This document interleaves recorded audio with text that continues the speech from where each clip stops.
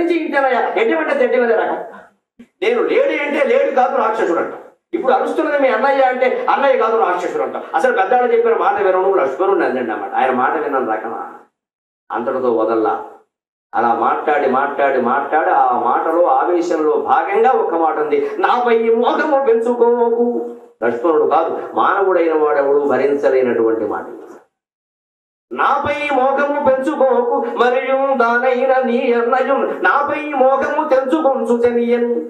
మీ అన్నకే నా మీద మోహం లేదు, అందుకే నన్ను ఇక్కడ వదిలిపెట్టి తన కర్తవ్యం కోసం వెళ్ళాడు. నీకేమిటి నీ పథకం అంతా నాకు అర్థమవుతోంది. ఇన్నాళ్ళ బట్టి పొళ్ళబెట్టుకున్న ఒక కోరికను వదిలిగాన్ని పెళ్లి చేసుకుంటాను. నేను చచ్చినా నీకు దొరకను, అగ్గిలో పడిపోతాను తప్ప.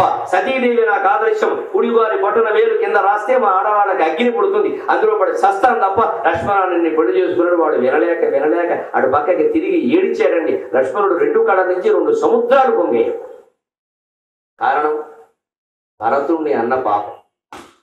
అంచేత మన ఇళ్లలో ఉండే ఎల్లారు ఎలా మాట్లాడుతుందో సీత అలాగే మాట్లాడుతుంది. ఒక కోరిక కలిగింది, ఆ కోరిక తీర్చే వరకు భర్తను ఒత్తిడి చేసింది. ఇలా ఆ కోరిక భర్త ప్రాణాలు తీస్తుందేమో అనేటువంటి అనుమానం వచ్చేసరికి నాకీ దిక్కుమాలిన కోరికలు ఎందుకు, నా భర్త కావాలి. కానీ ఆవిడలో ఉండే నిజమైనటువంటి భర్తృ ప్రేమతో మాత్రమే వస్తున్నాయి ఈ మాటలన్నీ. నిజానికి లక్ష్మణుడిని తిడదామని ఆవిడ ఉద్దేశం కాదు, ఆవిడ అంతరంగంలో కూడా ఆ ఉద్దేశం లేదు. ఇవన్నీ పైపే మాటలే. కానీ పైపైన వచ్చినా లోపల నుంచి వచ్చినా బాధ పెట్టే మనిషిని బాధ పెడతాయి కదా. నువ్వు ఉద్దేశించి అన్నావో ఉద్దేశించకుండా అన్నావో ఎవరికి తెలుస్తుంది, మాటలైతే బాధ పెడతాయి. అందుకని లక్ష్మణుడు ఎంత క్షోభపడాలో అంత క్షోభ. కళ్ళ వెంట 2 సముద్రాలు దారుతున్నాయి. అటు తిరిగి పడుతున్నాడు ఈ మాటలని. నాపై మోహము పెంచుకోకు మరియు తానైన నీ అన్నయు నాపై మోహము తెంచుకొంచు జనియన్. నారాచ మారీచ సంధ్యాపదాది కూడవచ్చు, నారాచ మారీచ సంధ్యాపదాది కూడవచ్చు. నాదైన శ్రద్ధం చూడ నాచేనగు, నాదైన శ్రద్ధం చూడ నాచేనగు. నాపై నాగధికారమున్న జదిగానం కనపున్ వచ్చి నాపైన అధికారమున్న జదిగానం కనపున్ వచ్చి. ఒక పౌరుషం ఆవేశించింది, ఒక ఆవేశం ఆవేశించింది సీతని. ఇదివరకేమో కోరిక పట్ల ఆవేశం, ఇప్పుడు దుఃఖం ఆవేశం. నా భర్త ప్రమాదంలో ఉంటే వెళ్ళమంటున్నవాడు వెళ్లకుండా ఏదో మాటలు మాట్లాడతాడు. ఏమిటి మహాజ్ఞానిలాగా ప్రమాదం వస్తే ఎదుర్కోవడం మానేసి వేదాంతం చెబుతూ కూర్చుంటారా? వారికేం కాదు, వీరికేం కాదు. అందుకని కోపం వచ్చి అంటోంది ఒక మాట, నాపై మోహము పెంచుకోకు. నువ్వేదో దురుద్దేశంతో ఉండి మాట్లాడుతున్నావు. ఇవన్నీ కూడా రాముడికి ఏదో జరిగితే బాగుందనేటువంటి ఉద్దేశం నీకేదో ఉంది. ఈ మాట ఆయన తట్టుకోకుండా ఎంత సేవ చేశారండి. ఇప్పటికి 12 ఏళ్ళు పైన అయింది కదా, ఎంత సేవ చేశాడు ఆ మహానుభావుడు. భార్యను వదులుకొని ఆవిడకి శాశ్వతంగా నిద్రపోమని ఒక్క మాట చెప్పేసి అక్కడి నుంచి వచ్చి నిద్రాహారాలు మానేసి సేవ చేస్తే కొడుకు కంటే ఎక్కువగా చేసే తల్లి లాంటి వారికి ఎప్పుడైనా తేడా భావన చూసిందా? పొరపాటు. లక్ష్మణుడికి ఈ దెబ్బ ఎందుకు తగిలింది అంటే భరతుడిని అన్యాయంగా నిందించారు. ఇలా గుర్తుపెట్టుకోమని చెప్పారు. దాని ఫలం ఇక్కడ సరిగ్గా అమ్మవారికి మళ్ళీ ఈ మాట ఎవరు చేసిన కర్మ వారిని విధించక ఎన్నడైనా తప్పదన్న అమ్మవారికి ఈ మాటలు తిన్నటువంటి దెబ్బ ఎక్కడ తగ్గుతుందయ్యా? యుద్ధకాండలో అగ్ని ప్రవేశ సందర్భంలో తగ్గుతుంది. నువ్వు అనవసరంగా లక్ష్మణుడిని అనుమానించావు కదా, అందుకే నువ్వు ఏ అనుమానాలు లక్ష్మణుడి గంట కట్టావో ఆ మాటలే రాముడు అంటాడు. నీకు ఇష్టం వచ్చిన పడుతూ నువ్వు వెళ్ళచ్చు, భర్తగా నేను కర్తవ్యాన్ని చేశాను అంటాడు. అంతకంటే శూలం అశనిపాతం అమ్మవారికి ఇంకోటి లేదు. ఆ మాటలు ఆవిడకి ఎంత బాధ కలిగించాయి, ఈ మాటలు లక్ష్మణుడికి ఎంత బాధ కలిగిస్తాయి. మనం ఎవరినైనా అనేటప్పుడు ఒక్క మాట ఆలోచించుకోవాలి. ఇలా అంటే అనకపోతే నష్టం ఏమిటి? పోనీ మనం ఏదో మోసపోయినాం, మాట అనకుండా ఉంటే భగవంతుడు మనం చూస్తాడు. మాట అనేసామనుకోండి, ఒకవేళ వాడు కనుక ఆ పని చెయ్యకపోతే ఆ ఉసురు మనకి ఎంత తగ్గుతుంది. భరతుడు చేయకుండా లక్ష్మణుడు అన్నాడు, అప్పుడు లక్ష్మణుడికి ఈ మాటలు వచ్చాయి. లక్ష్మణుడు చేయకుండా సీత ఉంది, అప్పుడు సీత ఆ పరిస్థితి తర్వాత ఉంది. మొత్తం రామాయణం మానవ పాత్రల రూపంలో భగవంతుడు స్వయంగా అవతరించి మనకి చెప్పిన గుణపాఠం. అనవసరంగా ఎవరి మీద నిందలు వేయకండి, విషయం తెలుసుకుని మాట్లాడు. ఏదో జరిగిందనగానే ఆ కులం వాళ్ళు అందరూ ఇంతే, ఆ ఇంట్లో వాళ్ళు అందరూ ఇంత తప్పకుండా అలా వ్యాఖ్యానాలు చేయడం. ఏ కులంలోనూ దుర్మార్గులు ఉండరు, ఏ కులంలోనూ సన్మార్గులు ఉండరు. అందరూ అన్ని కులాల్లో అందరూ దుర్మార్గులు ఉంటారు, సన్మార్గులు. మన ఇష్టం వచ్చినట్టు వ్యాఖ్యానాలు చేయడం. ఆ కులం వాడు మన మధ్యలో ఉంటే ఎంత బాధపడతాడు. వీరైతే ఓ కులం గురించి మంచి మాట చెప్పి చెడ్డ మాట ఎందుకు వాడు సంతోషిస్తారు. సాకర వాళ్ళందరూ మంచి వాళ్ళయ్యా అంటే సాకర వాళ్ళందరూ సంతోషిస్తారు. అదే సాకరాడి వల్ల ఈ పని జరిగిందంటే ఆయన పాపం రాదండి.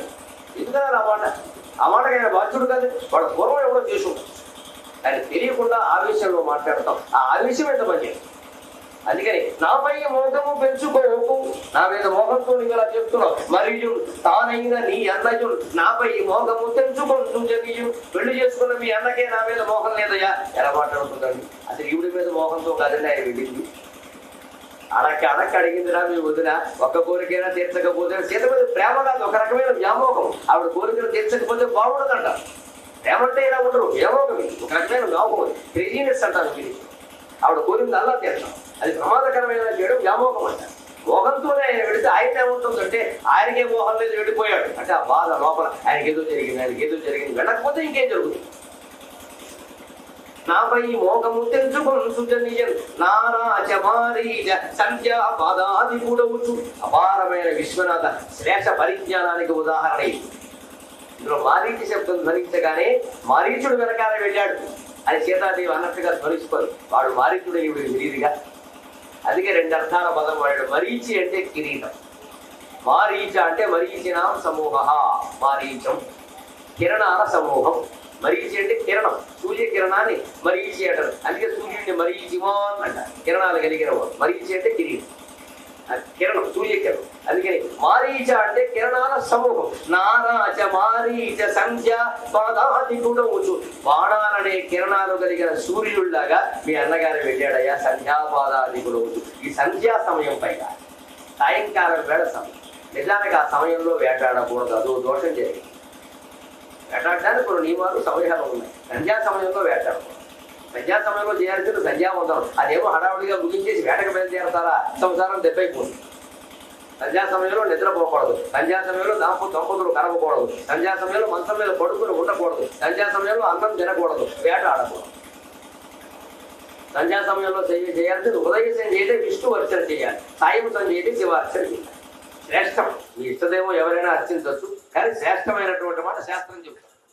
బాణములు అనేటువంటి కిరణాలు కలిగిన సూర్యుడిలాగా సంధ్యా సమయంలో మీ అన్నగారు వెళ్ళాడయ్యా.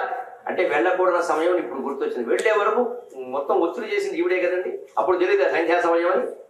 సరిగ్గా మనకి ఇలాగే ఉంటాయి. దితి కశ్యపుని భార్య, నాకు సంతానం కావాలని వేపుకు తింది కశ్యపుని. ఆయన మొత్తుకుని చెప్పాడు, ఇది సంధ్యా సమయం పనికిరాదు, కుదరదు, ఇప్పుడే సరే నీ కర్మ అని. నేను పనికిమాల ఎవరు పుట్టారు రాక్షసు, తెలిసి చేసే పనులు ఇవి.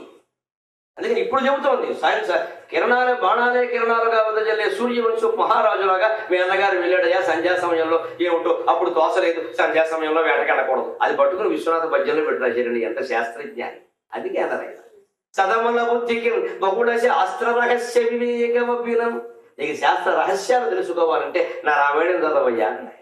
కావ్యం రూపంలో అనేక విషయాలు చెప్తాను. సంధ్యా సమయంలో వేటాడకూడదు. ఇప్పుడు గుర్తొచ్చింది ఆ ఇళ్ళకి. ఈ కోరిక ముందు తెలియదా? పోనీ ఆ కోరికను రేపటికి వాయిదా వేసుకుంటే అసలు గొడవ ఉండేది కదేమో. అన్ని కోరికలు వెంటనే తెచ్చుకోవాలనుకున్న కోరికలు క్రోటన్ మొక్కలు లాంటివి అప్పుడప్పుడు కత్తిరిస్తేనే అందంగా ఉంటాయి. గోడ పక్కన పెరుగుతాయి కోటన్ మొక్కలు. వాటిని వారానికి ఒకసారి అడకత్తెర వేసేయాలి. అడ్డంగా పెరిగిపోతే గోడ కూడా బాగుండదు. కోటన్ మంచిదే, కానీ ఎంతవరకు పెరగాలి అంతవరకే పెరగాలి. కోరికలు అంతే ఉండాలి, అవి లేకపోతే జీవితం లేదు. సరసమైన కోరికలన్నీ ఉండాలి. లేదా దాంపత్యం ఉండదు, సంతానం ఉండదు, ఏముండదు, ఆనందం ఉండదు. కానీ ఎక్కడ ఆగాలో అక్కడ ఆగాలి.